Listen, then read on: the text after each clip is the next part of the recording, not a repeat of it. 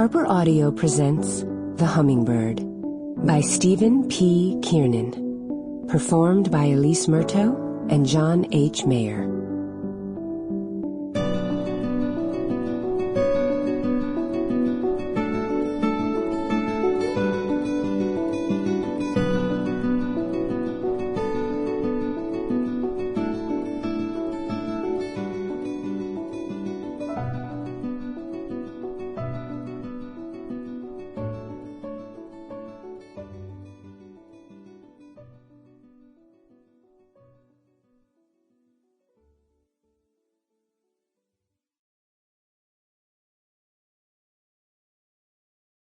Chapter 1. All I knew at the beginning was that the first two nurses assigned to the professor had not lasted 12 days, and now it was my turn. When I drove to central office that morning to collect his medical records and case management plan, I also checked the staffing file to see who had bailed on the old guy so quickly. Or maybe he had bailed on them. Timmy Clamber was first, and a short stint for him was no great surprise. Sure, Timmy was the most medically skilled person on the agency's home care team. A lightning-fast diagnostician. He had worked for years as an EMT before deciding that hospice was his calling. But Timmy was also flamboyantly gay, his manner almost aggressively feminine. Some clients loved it. The perfect physique, the bitchy humor. Clackamas County's wealthy women, when their time came, knew to ask for him by name.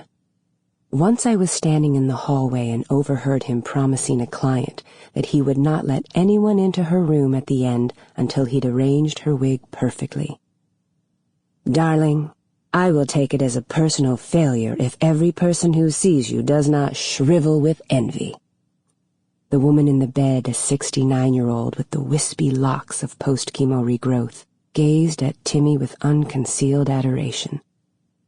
Obviously, that style would not suit everyone. I opened the file to Timmy's notes, the hasty scribbles of a man who hated paperwork because it took time away from providing care. The patient was Barclay Reed, white male, 78, primary diagnosis of kidney cancer with advanced metastatic tumors in liver, right femur, and right lung. "Ouch," I said aloud, but I glanced around, and no one else had come into the cubicles yet that morning. From the one wall of central office that was all windows, I saw a beautiful Monday in June, glorious sun after 3 days of drenching rain. Only a woman eager to get out of the house would arrive at the office this early on such a day. Someone who found work a welcome escape from difficulties at home. Someone like me. The file said 8 days, so the professor's decision to fire Timmy had not been immediate.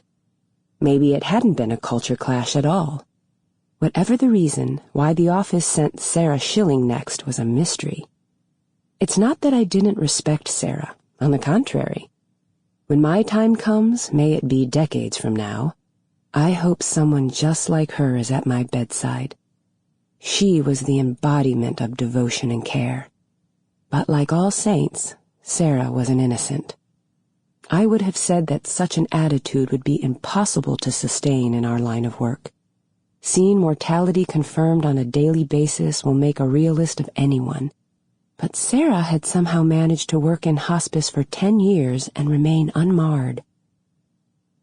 Years back, I spent 6 months on central staff, trying to win a promotion to management by handling the necessary but dull work of resource planning. Every day of it I missed the patients and families, their pains and predicaments. Finally I quit seeking advancement and went back to doing what I loved.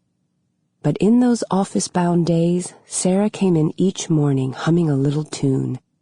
She'd switch on her computer, and while it booted up, she would turn to me, even if it was the 10th consecutive day of funerally depressing Oregon downpours. Clasp her hands together and declare, "What a beautiful day to be alive." Sarah had a pink cover for her cell phone. She decorated her cubicle with posters of cats hanging from tree limbs. At home, the woman had 6 pet birds named after each of the 7 dwarfs.